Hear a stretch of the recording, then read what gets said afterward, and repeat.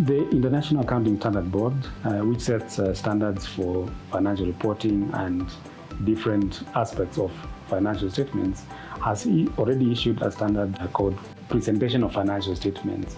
That is a standard that preparers of financial statements are currently using, and it's quite a general structure that is not prescriptive. And we have seen modifications of that general structure by specific or special purpose financial statements, especially banks, insurance companies have modified that structure to fit their own reporting circumstances. That is the current structure. It is permissible. It continues until the changes that are being proposed by the ISB come through in due course.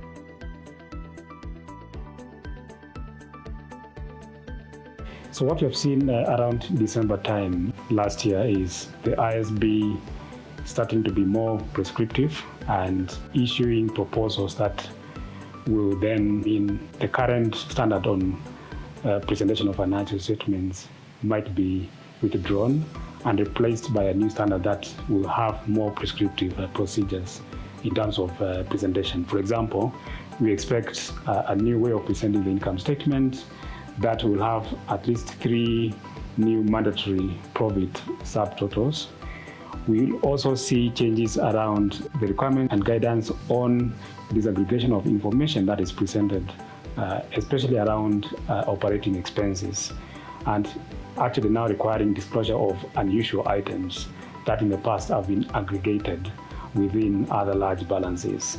And the last thing that we expect to see is around more transparency and guidance in the use of management's own performance measures and how those then need to be reconciled to the rest of the financial statements.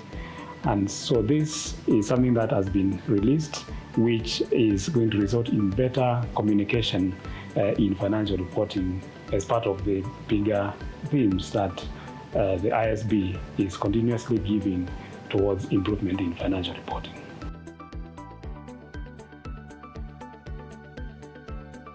Various companies and organizations will have to go back and look at how they present information in their financial statements, especially in the income statement.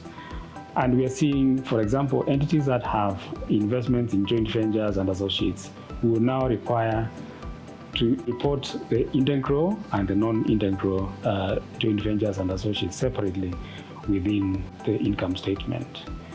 We then expect better and more comparable financial statements, and users of financial statements and investors are likely then to deduce more and better information for their decision making. These are still at proposal stages, and in fact it's an exposure draft at the moment, which is due for comments from the public, and the ISB will consolidate the comments coming through for them then to issue the new standard in due course.